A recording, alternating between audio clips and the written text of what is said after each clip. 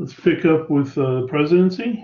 So the last time we have finished, we're on the slide and talking about the president using the veto as part of his role as a legislative leader. Today we're going to start talking about his role as a party leader. Whichever party the president belongs to, they are seen as the face of that party, the leader of that party. And they're going to try to manage relationships with all the folks in Congress that are certainly of their party. And hopefully they're hoping they can all work together and get something done. Of course, it depends on the breakdown between the party members in Congress. And some presidents will have a majority in both houses and some won't. And if they don't, that accentuates their need to be able to lead their party very well, and then puts some pressure on them to try to reach across the aisle if they want to get programs and positions that they thought were important pushed through Congress so that they can have legislation on it. So they're going to focus on trying to be at the front of that, right, to try to ensure that their party is working with them and that they can get the opposition party to work with them some.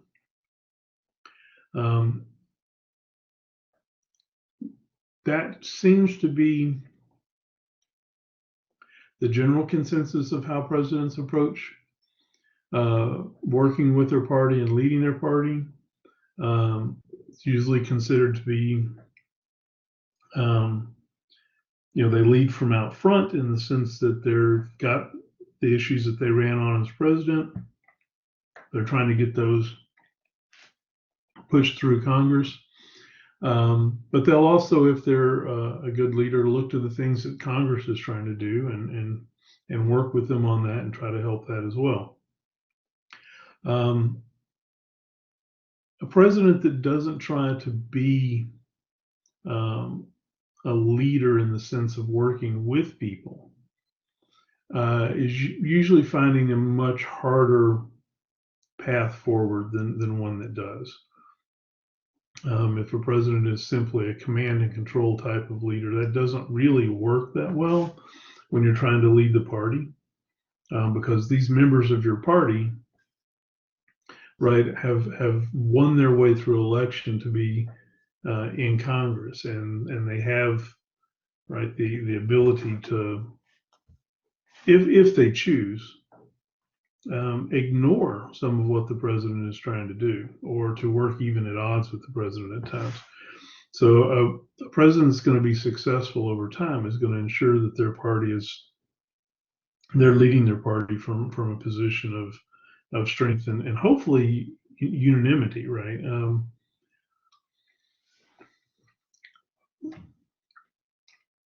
It doesn't always work that way, but most of the time that's what we see. The other thing that the president can do, if they're at all reflective about the nature of the office that they fill, is that they can use the presidency, right, that they're filling to assist other members in Congress, the members of Congress, right? Like I said, those folks have been elected, right, from, if their House from their district, from the Senate from their states. And it's useful generally for those Congress folks' careers to be seen as having an open door, an opportunity to engage with the president. So a president that realizes that can arrange, very high level meetings with these Congress folks that will play well back home for them. And in that way, assist them in getting their agenda met, getting them reelected, and then hopefully they will play ball with the president and their agenda as well. Those kind of photo ops, those kind of legislative successes, right, are important for the careers of those Congress people. And so if you're going to lead, especially your party, those are a few real good opportunities for you um, to actually step in and help them meet their needs as legislators, which means they'll probably be available to help your needs as president. We don't always see presidents picking up on that and playing that role, but it's there. And the better a president is at it, the more they can uh, manage, right, to get people on their side to get what they want done. Campaign aid is a place where they really can help an awful lot or hinder a good bit, presidents, because they're in the unique position of being able to raise a good amount of money being president towards campaign expenses. And as they hold luncheons and dinners and rallies, and they generate campaign aid, donations and such that come into them, they can then right push that aid to folks that need it in forms of giving the money to political action committees, or sorry, getting the money from political action committees and putting them in their own political action committees, their own campaign chests, putting them in the respective national committee banks, and so that they let them spend them on other candidates. So presidents have a pretty outsized role here to spend in raising money, and that money can then be used to support a whole lot of different candidates' campaigns. That presupposes that as a candidate or a congressperson, you're on good working terms with that president, that they would want to funnel money that they've raised over to help get you reelected and maybe not someone else. Besides just money, a president that's coming in, that's winning their way into office, winning a reelection into office, that winning environment, atmosphere, helps other candidates that are of the same party a lot of times. We call that riding a president's coattails, especially in states that allow for straight ticket party voting. Right, in a presidential election, someone usually makes up their mind about president. They may not always make up their minds or even think about down ballot votes. In other words, all the offices that are lower on the ballot than president. But if they like the presidential candidate that's running for election or re-election, quite often if they have the opportunity to vote a party ticket, they will.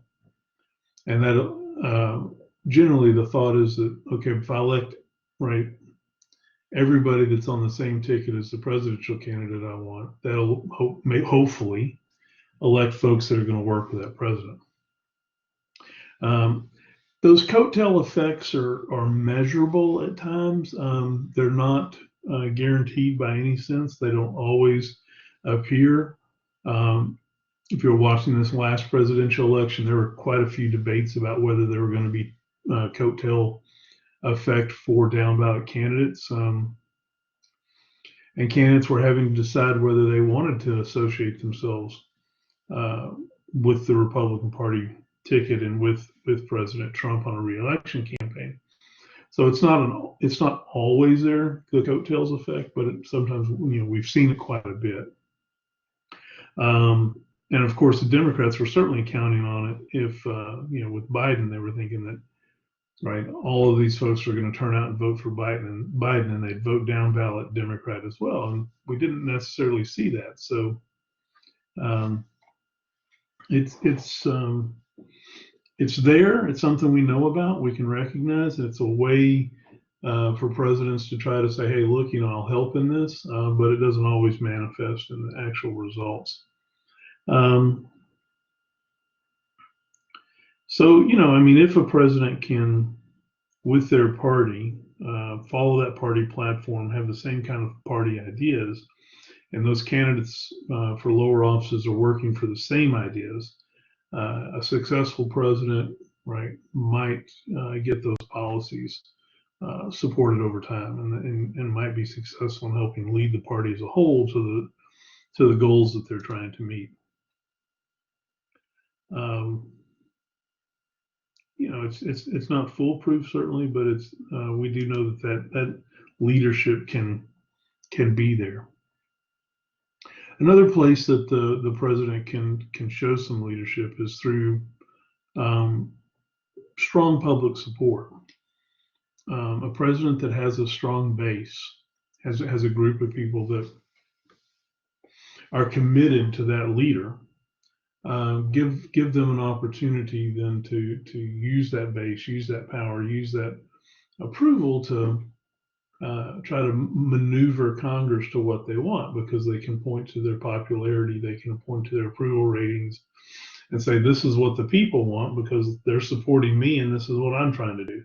So we should try to get this done. And if they make that argument successfully, they could probably line their party up pretty easily and maybe even have some impact on the opposition party. Current president hasn't been able to really do that. He has a very consistent base in the high 30s, low 40s as far as approval goes, but I don't think he's ever technically broken 50% public approval while he's been in office. So it's hard to make that argument that he represents the majority of the population. Now, he's got a very strong base of Republican supporters, so he can make that argument to his own party, but he can't really make the argument across the aisle.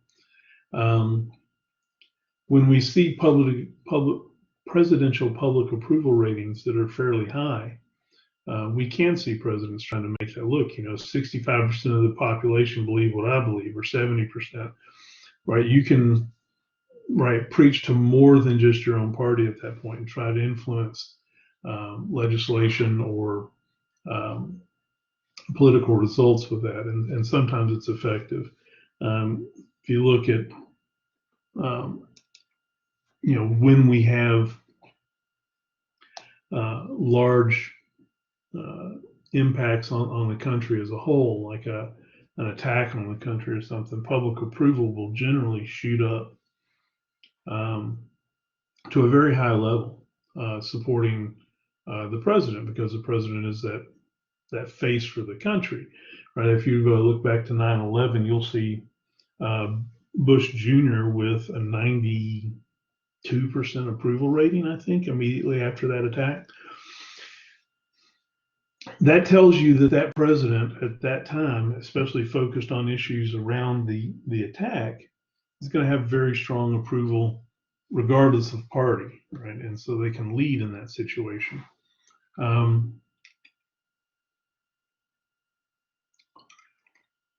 The other time you see presidents really trying to lead the nation, or another time, I shouldn't say the other, there's more than one, is directly after an election. Right, we're seeing Biden try to put together a coalition and claim that, right, because of this overwhelming 80 million person vote and a 6 million plus lead on Trump, that he's got something that we refer to as a mandate. In other words, there are enough people are voting for him that he believes he can stand in front of everyone and say, look, this is what the country wants. I made this argument and this many people elected me, and especially on a defeat of a second term president, right? So usually presidents don't have that hard a time getting reelected. The fact that Biden defeated Trump, who was running for reelection, gives him the opportunity to argue that he's got a leadership potential here because of this victory. And the number of popular votes will certainly be applied to that argument. Electoral votes, right? If everything holds up the way they are, it's going to have 306. You only needed 270, so you can argue that 36 or some odd, right, lead is in electoral votes is a bit of a mandate. It's same lead that Trump had when he won. He claimed a mandate, so we'll probably see Biden claim a mandate as well. So there's going to be an argument to be made here from Biden and the Democratic Party that they've got a clear indication from the American people to do things different that are being done under the current president. That's called an electoral mandate when that argument is made based off that. It's not as clear cut as it probably could be. Obviously, if a majority or a good number of the people that voted for Biden said they voted against Trump and not for Biden, that's not a support for the current winning president. That's a vote against the current president. So takes a little bit of the steam away from making a mandate argument. The other issue, of course, is that if they were overwhelmingly strong candidate and actually did appeal across the board to a lot of people, then if we should have probably saw some coattails effects. We should have saw the House and the Senate both get a majority in that party. So if you end up with a divided government, that's kind of an argument against the mandate. We won't know if that's the case until we have the runoff in January for Georgia. If the Democrats manage to elect two Democratic Georgia senators, then the Biden leadership will have the House and the Senate also democratically controlled. And so it'll be a unified government, and they can make a very strong argument that the people have given them a mandate to move forward. Even if it's just because they're tied at 50 seats apiece in the Senate, that's a positive move for the Democrats from where they were, and they'll make this mandate argument.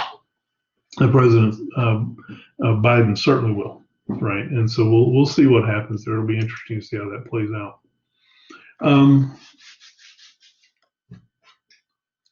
To be a successful leader, right, to get things done, it really helps the president to have a useful set of tools to be able to interact with people of all political stripes in both the House and the Senate,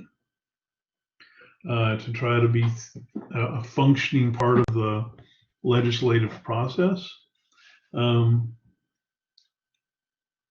They have the opportunity to lead from a public position and to lead as well behind the scenes using negotiating skills or bargaining skills or whatever they may pull up as a tool, right, to get things done politically. So if you're good at this kind of negotiation, if you're capable, right, of working across the aisle, of inviting the opposition in, of negotiating and bargaining and compromising, right, the president's in a unique position to use all of that if they have those skills to get things done. And if you go back to someone like Bill Clinton, you can see, right, an extensive set of bargaining legislative skills in use there, right? Bill Clinton had, right, despite the fact that he got impeached, had a Republican Senate and managed to get quite a bit of legislation that he was interested in as president passed. And he did that by having very good, negotiating skills and being able to make successful personal appeals to people and scratching their back and helping them out and working across the aisle. You might not like Bill Clinton. You might not like the policies of Bill Clinton. But even his opponents, right, recognize the skillful way that he can negotiate and bargain and get something done when most people thought nothing would get done. those go a long way to making you a good leader, a strong leader, and a successful leader, because anytime you can build coalitions and get stuff done, you're moving toward the goal you want politically.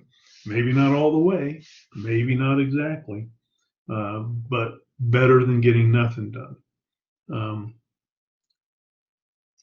And most presidents try to do this. Most presidents try to work and be that person that's going to bring in a different perspective or a new way forward or some way to negotiate and bargain and get something done. Biden has, through his election campaign and election, consistently argued that this is the skill set he's bringing as a president. So we'll see. We'll see if that's true or not, right, once he takes office in January. Right, he's telling us that he's capable of working with everybody that's there. So he's telling us that he has this ability to bargain and to make appeals and to work with people and to get a plan out there that makes sense and is possible and can get support. So we'll see, right? We'll see if that's true or not. You're going to hear the press start talking about the first 100 days of the Biden presidency. They're going to refer to it as the honeymoon period. This is a historical idea that usually an incoming president, right, is bringing energy and a different vision and maybe an electoral mandate with them, support from the people, and that with that comes a hope that things will be successful for that president and their administration. The idea is that he hasn't done anything yet. The president hasn't done anything yet to make political enemies, and therefore there's going to be a period of time where people are still, game to try to at least negotiate and work with the president. I don't know that we'll see that much with Biden, because he's been in Congress for so long that everybody knows him there, right? And everybody knows what he stands for there. So I don't know that he's going to get a honeymoon period in that sense. But we'll still probably hear the press talk about this honeymoon period, which is generally the first 100 days of a new presidency. It's going to depend somewhat too on what kind of package he tries to put forward coming in January. Has he done enough groundwork or legwork on policy ideas to get Republicans in the Senate on board with them? And if there's certainly the possibility that he could come up with a package that would appeal to both sides. And if that's the case, then that 100 days might be fruitful. Might actually get some policy work done. Might get some legislation that the president-elect has supported in his run-up and campaign to the election. So it'll be interesting to see if he's successful in that, coming out of the Senate and understanding how to put those kind of coalitions together. He's got a pretty good chance if he's correct about his negotiating skills. So, you've got a lot of pressing issues that are going to need some kind of policy resolution. The government's going to need to say, we're doing this. And so in that sense, President-elect Biden's going to have the opportunity to say, let's go this way and maybe get people on board. President Trump had that opportunity with the COVID issue, right? In February and March of this year, right? At the when it first started, the outbreak first really started taking hold.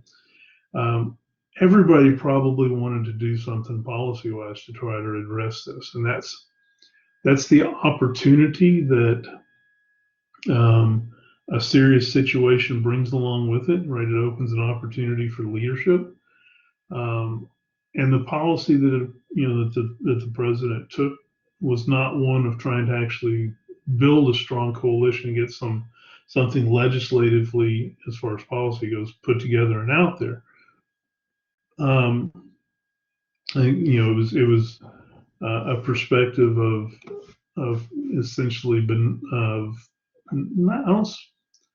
not ignoring it, right? He spoke to the issue a lot of times, but I think a belief that the problem was going to kind of handle itself or solve itself and didn't need an active president trying to manage the situation. So I think Biden will, when he comes into office, will certainly be trying to differ on that and show some leadership possibilities going that direction. We'll see, right? It's gonna be interesting, right? Anything on president working with the legislature, leading their party, using their legislative skills before I move on to the next role?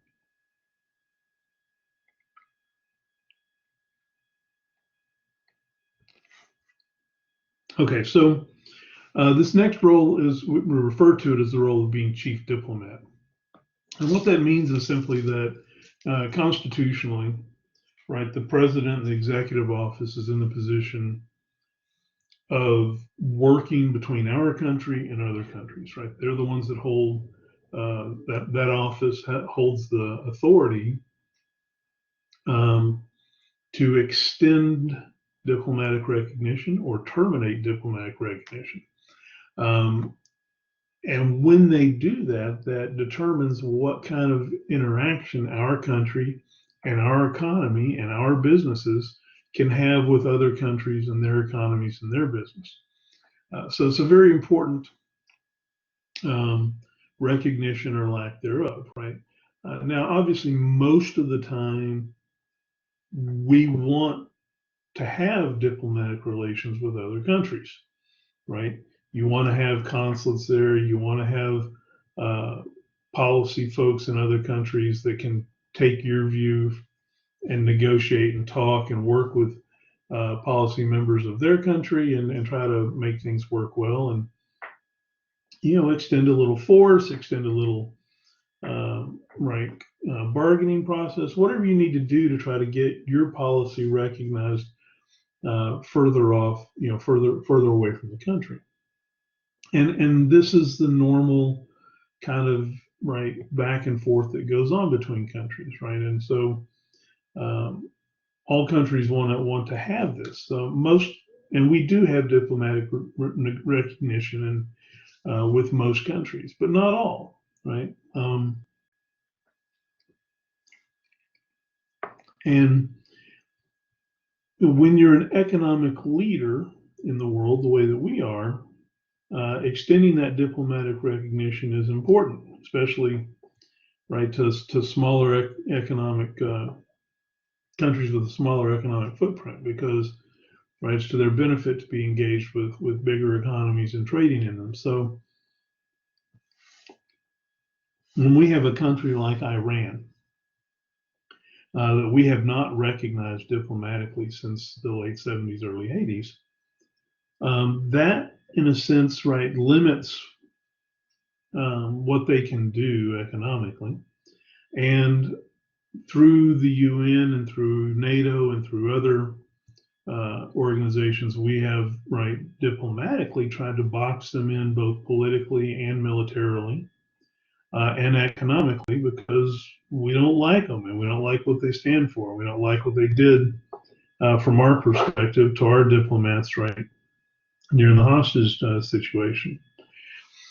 But because we don't recognize them and they don't recognize us either, as governments that are going to work together, anytime we do have to talk to them, we have to approach them through some other country that does have recognition. So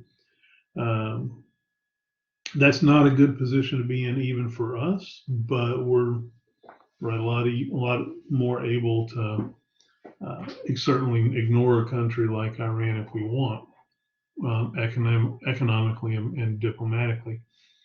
Now, by ignore them, I don't mean really ignore them. I mean not have an official open channel and diplomats in their country, because we don't ignore them, right? We work all the ways we can to damage their economy and prevent them from being able to participate and buy things in the world market as much as possible, because we consider them, right, and they consider us to be enemies. And so that's part of the presidential process, is choosing, if you need to, right, to extend diplomatic recognition or terminate it and put someone into a position where they're going to have a lot harder time working on the world stage. The president and the president's administration are the ones that make this decision. Now, if they're working their congressional leadership angles right, they will do this in conjunction with at least Senate majority, Senate party leaders that are on the same side as them, maybe majority, maybe not. Because anything that they officially do as the executive office and the president in this foreign powers area, in this diplomatic area, write up a treaty or something like that, the Senate's going to have to weigh in on that on the back end. So it's smart, it's politically smart to have your senators working in lockstep and agreeing with what you're doing as you're going through it. When you don't, you run the risk of them not coming back and approving the treaties and the diplomatic relationships that you're working with, and that makes things a little more difficult. But still, for the most part, it's the president that's going to fill the role of interacting with these other countries. It doesn't mean that down the political spectrum others can't, right? I mean, certainly Governor Abbott and Texas officials have relationships with officials in Mexico, and as state leaders, they engage with them and stuff. But that door is only open because, right, the presidents have extended diplomatic recognition to Canada and Mexico and these other countries, which allows us to go in and do some economic work from the state level as well. Subject, of course, to federal economic treaties and practices and laws. So, but it's important, right? More important, probably in the long run, or at least having more dramatic effect in the long run, is the role of Commander-in-Chief. The fact that our chief diplomat role and our Commander-in-Chief role are in the same office and the same person, those two play well off of each other, right? You withdraw diplomatic recognition to a country as a chief diplomat, and then you start rattling the sabers as Commander-in-Chief against that country, right? All of that plays into building political pressure and maybe getting what you want, or maybe leading all the way to war, right? But the Commander-in-Chief, right, is going to set that tone. Now, the president does not have the constitutional authority to declare war, but they are going to be, right, the forefront negotiator, right, as the chief diplomat, and they are going to be the ones getting all of the military intelligence as Commander-in-Chief and putting all of that together. So they're in a real good spot to be looking after national security as they pull these two roles together. And one of the important things to recognize is that our president is always a civilian, right? Even if they had a previous military experience. At the point where they become president, they are not a part of the military, even though they are, right, the head or the leader, Commander-in-Chief, the peak of that leadership of the military. The military, right, is not part of the executive branch in that sense. The president is in charge of it, and the president gives orders to the military. And the president has the Joint Chiefs of Staff, which are all the top generals that are picked out of the various branches to serve as confidants and specialists and information for the president. And they do take orders from the president. but the president themselves does not hold a military office, right? Our presidents are civilian. I'd like you to think a little bit on why it is we design our top leadership position that way, that we draw this very clear boundary between membership in the military and the commander-in-chief, who is always civilian, right? We've had military generals, but get elected to be presidents, and every time they've right had to have been retired or out of the military to take that position. They don't take their position of general with them into that office, right? They enter the office as a civilian. So think a little bit on why that's important and why we want to go there, right? Why we insist on that. It'll if you spend a little time thinking on it, it'll give you a good perspective on why maybe we've had a fairly successful run as a democracy.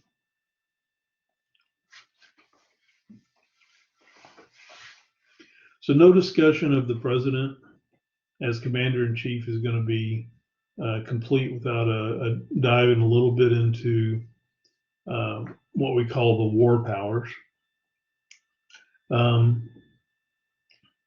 Constitution very clearly gives the power to declare war to Congress.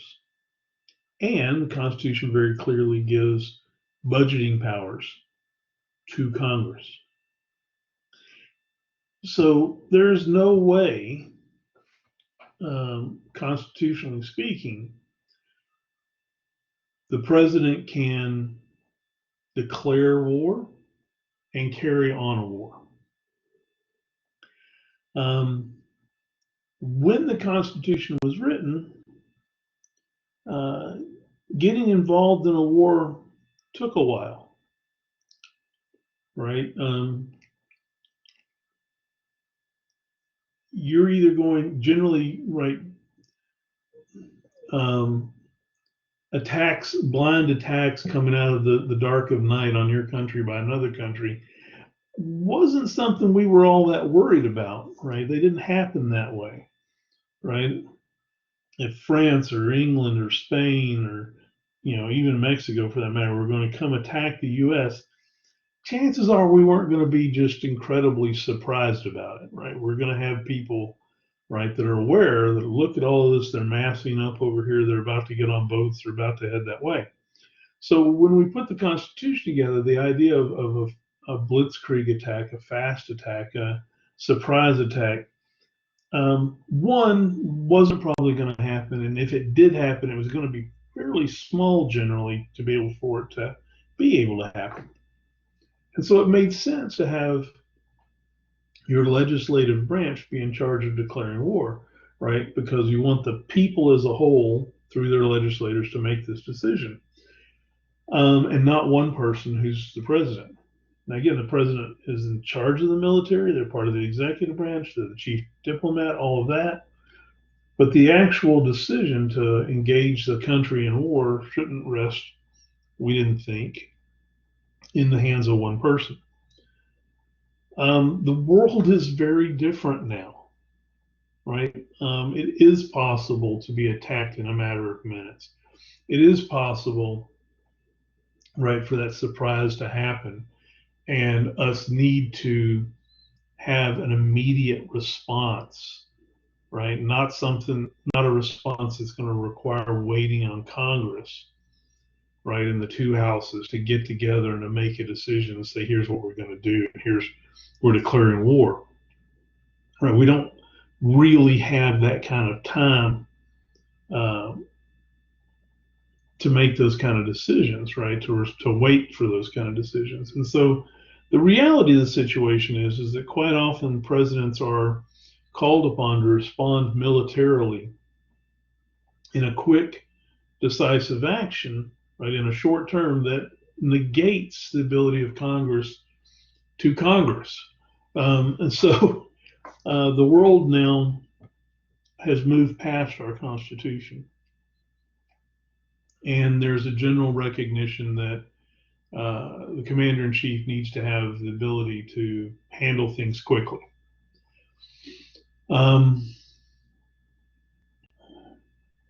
That recognition has led to what we refer to as the War Powers Resolution that was passed by Congress.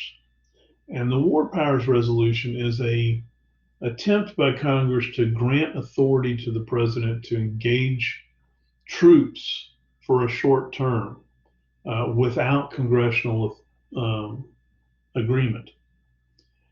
But it tries to put limits on that, right? It says, look, the world's changed and presidents might need to respond quickly. And if they need to, we're going to let them. But if they have the opportunity to consult with us first, they should. If they don't, then that's okay. They need to be able to engage the troops and respond militarily, right? And they can do that for 60 days, right, without congressional approval, right? Because the Constitution still says it's Congress's job to say we're in a war or we're not. That 60 days allows the Congress the opportunity to come together and to feed in on that decision and to tell the president, no, this is not good, back out, or to actually give approval and say, yes, we're going to war and let's get on with it, right? So the War Powers Resolution recognizes a short-term opportunity for the president to engage in war-making exercises, right? To actually do this, provided that Congress gets involved quickly. If at the end of 60 days, Congress has not come in and passed, right, an approval to continue that, then the president is going to have to back out of that.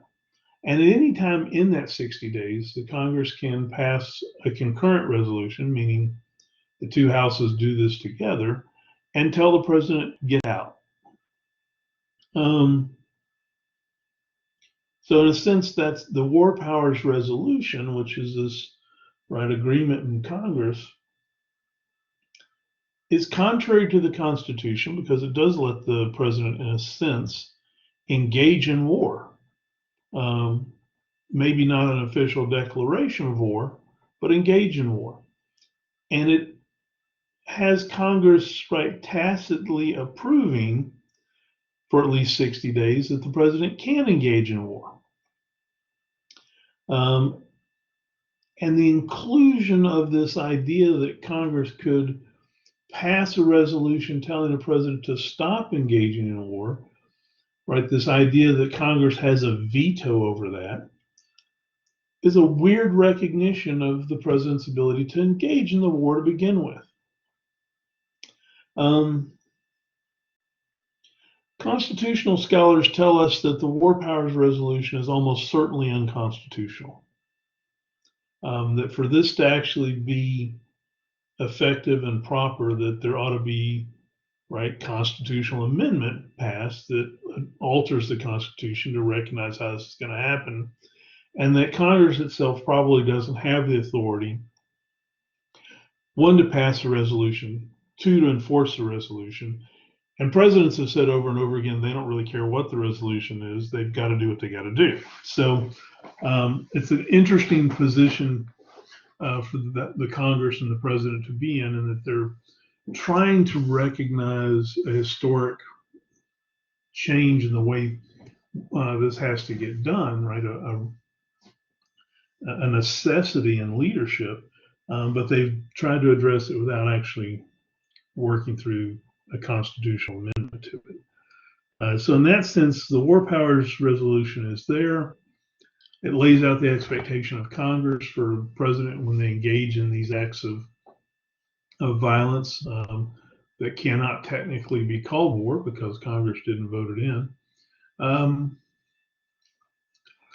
But most people seem to be pretty comfortable with the idea that, right, as the national security leader and the commander-in-chief, that the president is doing this, and that's an appropriate role to fill today.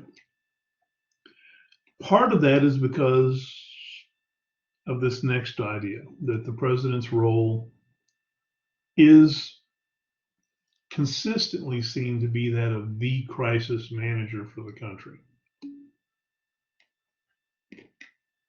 It applies to the federal military.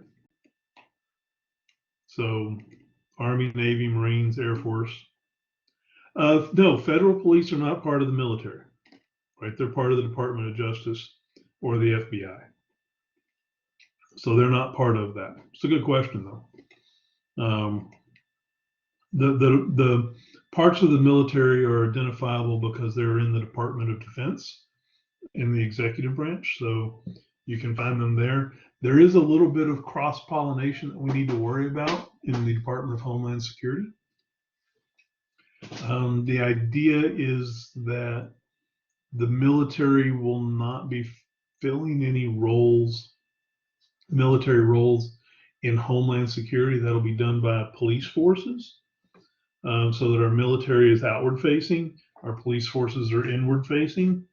However, there has been this recognition of a need to share information, as terrorists, of course, would be moving from outside the country to inside the country, and would be the threats they would be bringing up would be threats that might need to be using military intelligence or maybe even some military hardware and stuff to deal with it. So there's a little cross-pollination there, but the War Powers Resolution is focused on the president using the military powers externally against other countries or other combatants, not internally.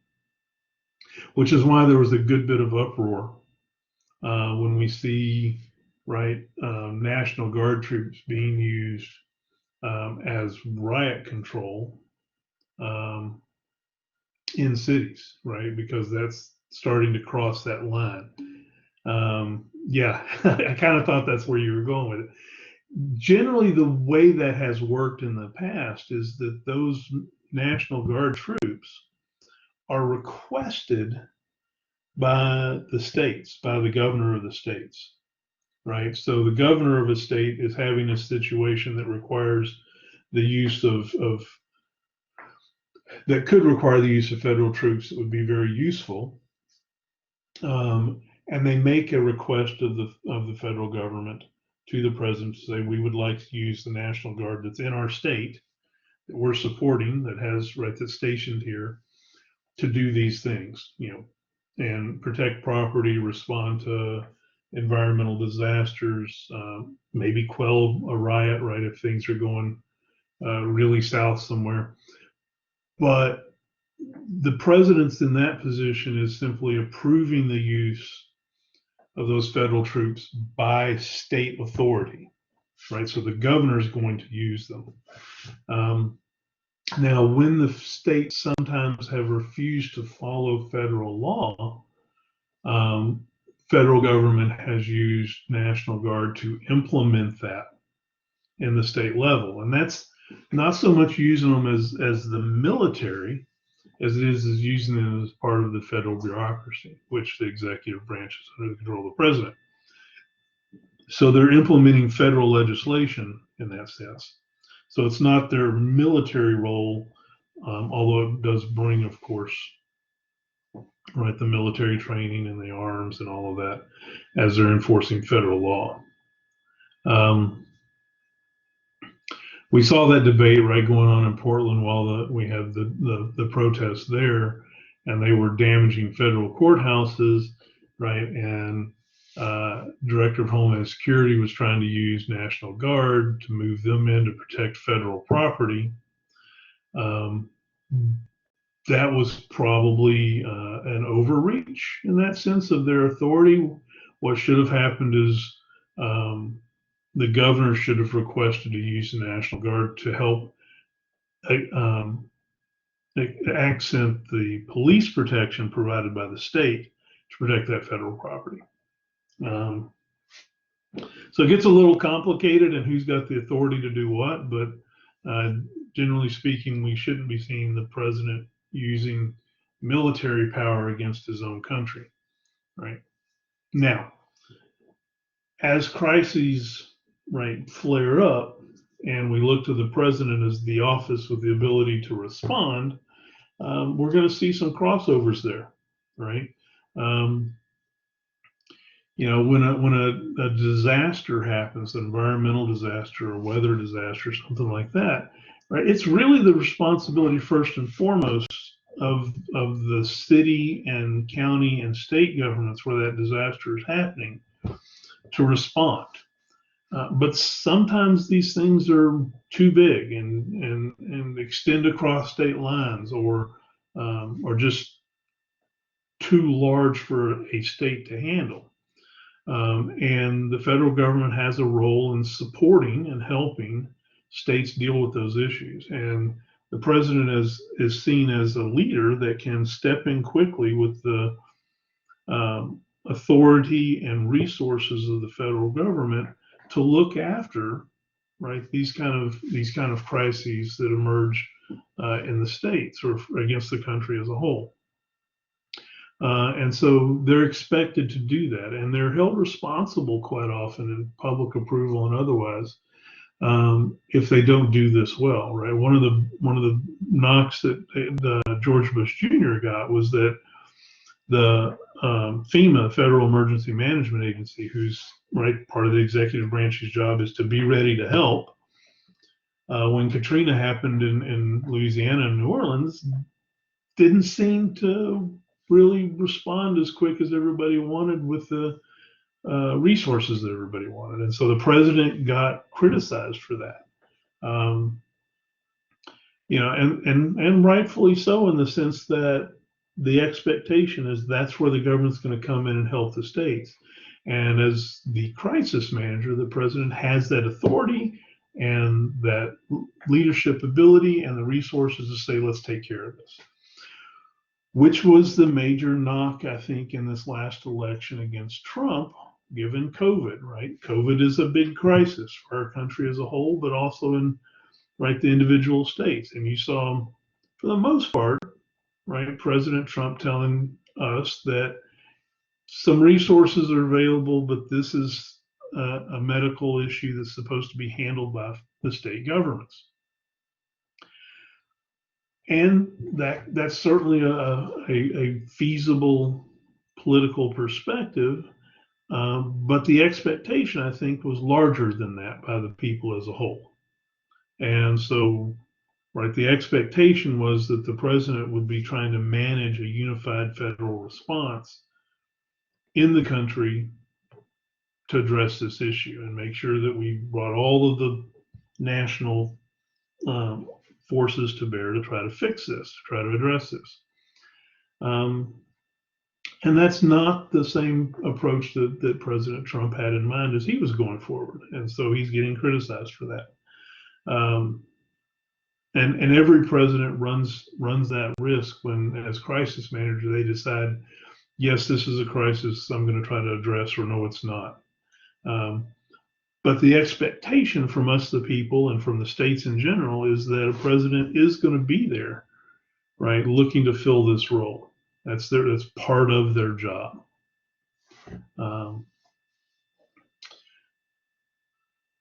One of the reasons that we have this expectation of the president is that, right, it's the only federal office that all of us in all of the states that are citizens get a chance to vote for. And so the president is the representative of the country and the public as a whole. And so they're also the only office that has a chance to actually lead from that position, right? To say, hey, I represent the country and the country wants to do this, and this is the policy that we ought to be going to, right? If Speaker of the House Pelosi or Senate Majority Leader McConnell stand up and address the nation, right, we might listen to them, but we also might just go, yeah, you're Speaker of the House, but you're from California. Or you're the majority leader, but you're from Kentucky, right? You're not, we never voted for you in Texas. We don't care who you are, right? But when the president's talking about policy, it's right, everybody got a part in picking that person. And so I think they represent the public more, and the public looks more to them as they being able to represent us and to influence what's going on, which might be also one of the reasons why there's such a bigger emotional investment in what the president does or doesn't do, right? Because we voted one way or the other there, whoever's in office.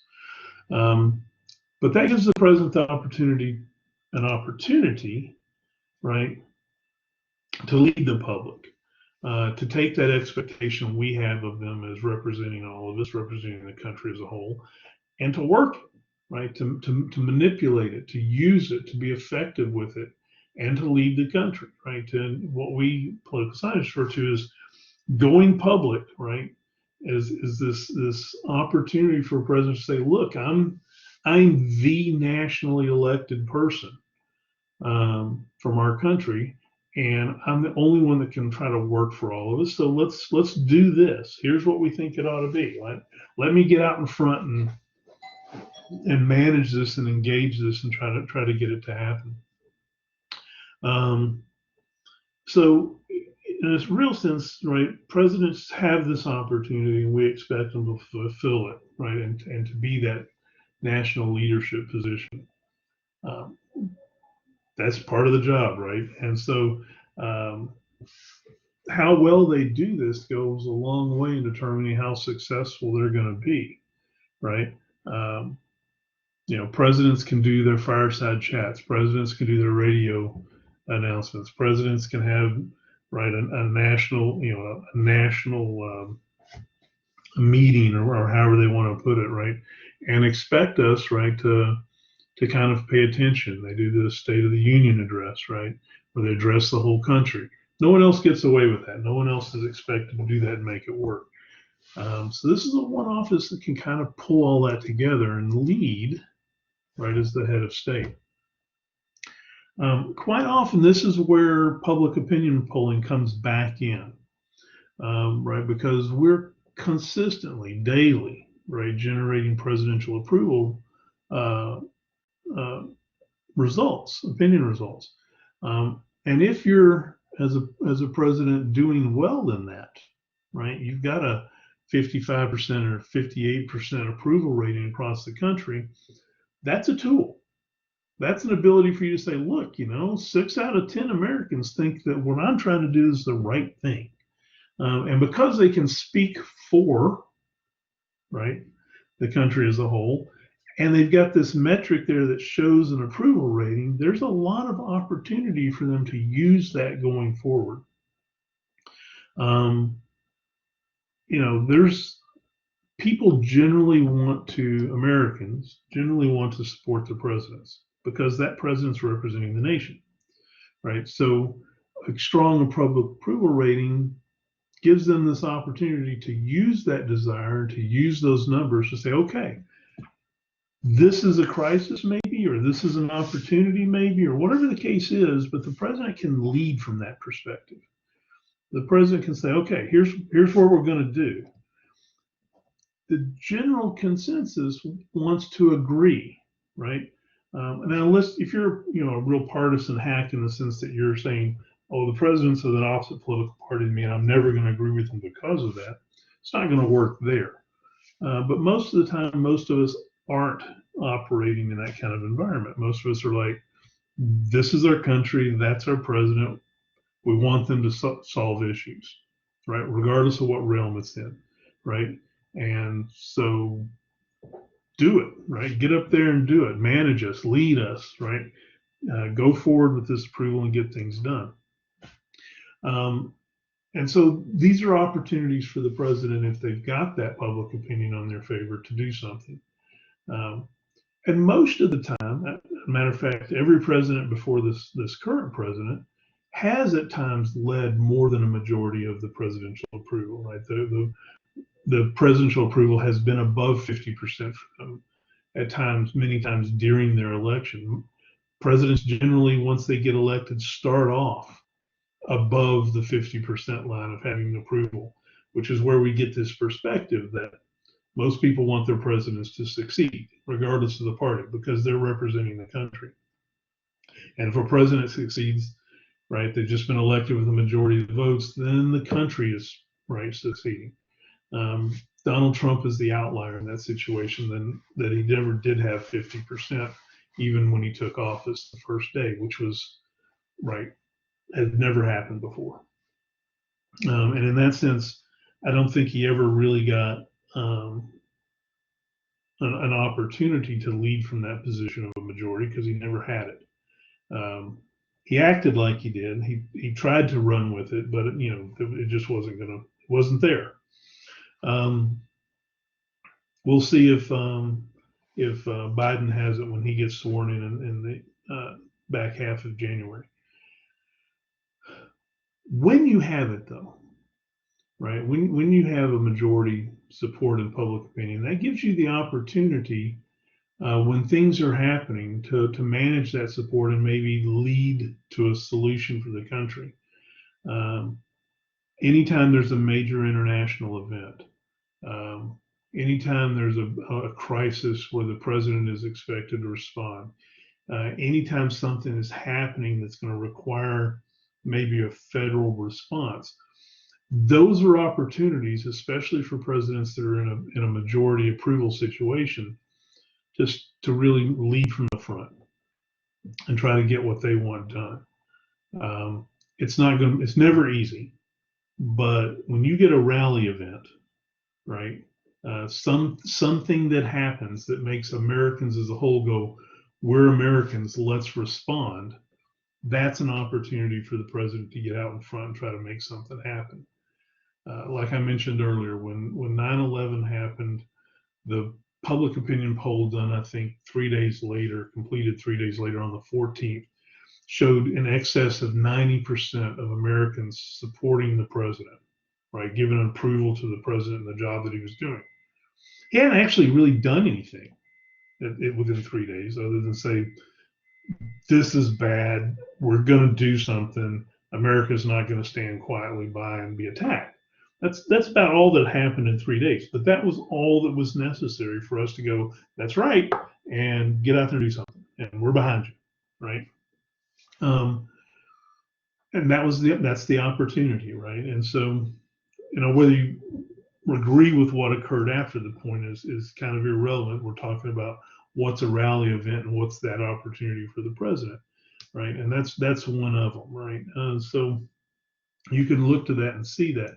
Now, I'll tell you, historically, anytime Americans have been attacked anywhere, the first immediate response is support the president as they're trying to solve this issue, right? It may not last long, but the general response is rally around the flag, support the president because the president's that visible sign of who our government is and what America is. It may last a long period, it may not, right? So, but either way, it's the president's job to step up and take that support and move forward. It's tough to do that. One, because crises, generally speaking, are quick. They don't last, they don't have a very long duration. And as a leader, it's tough to manage everything you need to manage to respond quick enough to get it within that duration when people are paying attention, right? So think about a Katrina, think about a Harvey, right? These big natural disasters that happen. An earthquake in California or a massive tornado in the Midwest, and local and state resources are overwhelmed momentarily, and the president's job is to lead, but that only lasts for a few days, right? So if you haven't already thought about and got a policy in place, you're not going to respond quick enough, right? If it's going to be a federal a natural disaster kind of emergency, you need to already done all the work ahead of time for that to be successful. You're going to stand up and you're going to lead and you're going to say, we're going to handle this. But if you haven't already done the leading, you're going to look like Bush Jr., right? Saying, we're going to move federal resources down there and we're going to take care of the people of New Orleans. Well, it's going to take you a couple of weeks to do that because you haven't planned it all out right. That's too long. So really these rally events give you an opportunity as a leader to show what you've already done and to put that practice into action. And if you don't have it there, you don't come out looking well. And if you didn't anticipate it because it was just really out of the norm, it's really going to be more of a problem for you than a success. So it's a tough thing to do, right? It's a tough thing to do, to rally, to take that rally and to be effective with it and to use that public support going forward. But it's there. Now, this is a little hard to read. This is the line graph of public opinion for presidents, right, since we started doing it. And we can kind of zoom in here. So as you can see, right, a president gets elected, their public approval rating is high when they take office. There's the graph over there. So 50% is right in here, which is about right here, right?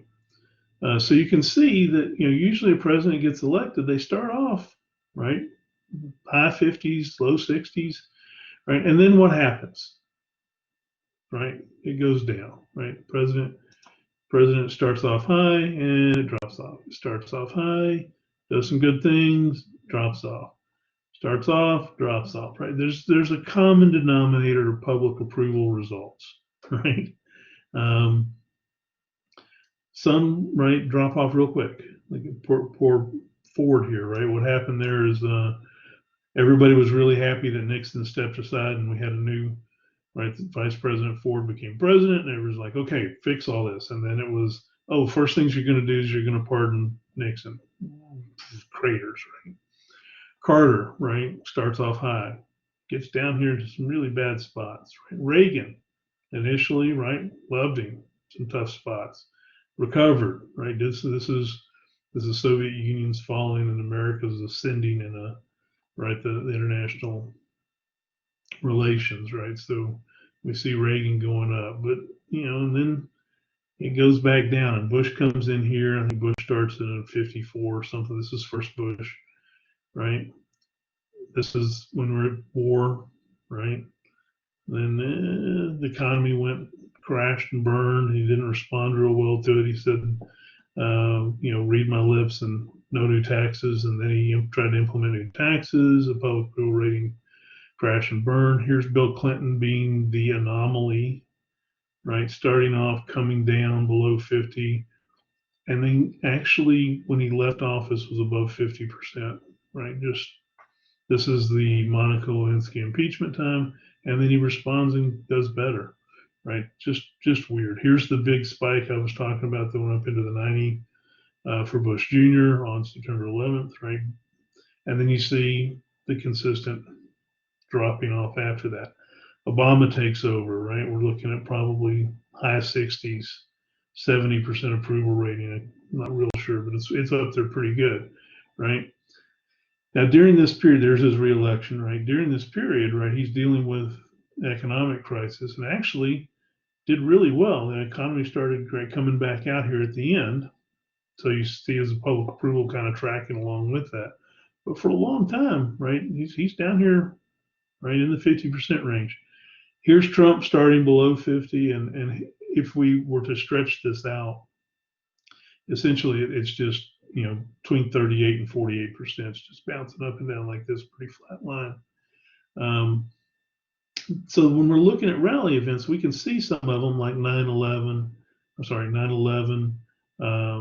war in the Middle East, right? I think this is the opening of relationships with China, right? Here's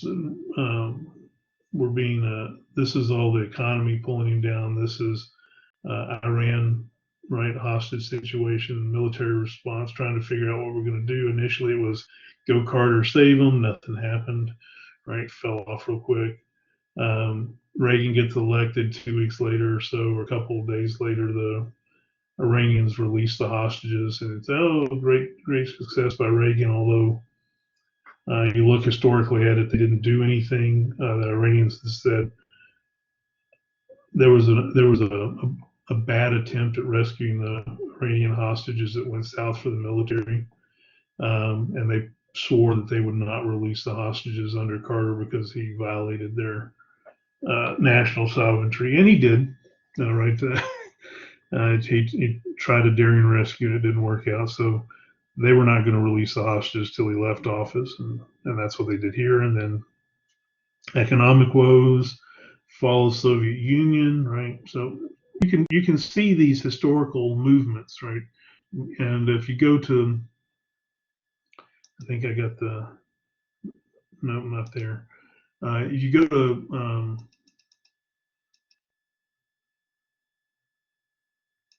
the Gallup public opinion polling site, they have, right, a continually running presidential job approval rating that you can look at day by day by day, and coordinate historical occurrences with approval of the president as they were going on, and it's kind of interesting, right? And so you've got that opportunity out there. So again, president has an opportunity to manage the public. They have the opportunity to mobilize that public opinion and get the public behind them to try to get things done and try to move Congress in the direction they want to. It's not usually successful. It's a large amount of work. That approval time, that rally event doesn't last long. Getting Congress to respond quick enough while you've got that approval generally doesn't happen. And so it's quite a risk. And we will pick up with this last slide tomorrow.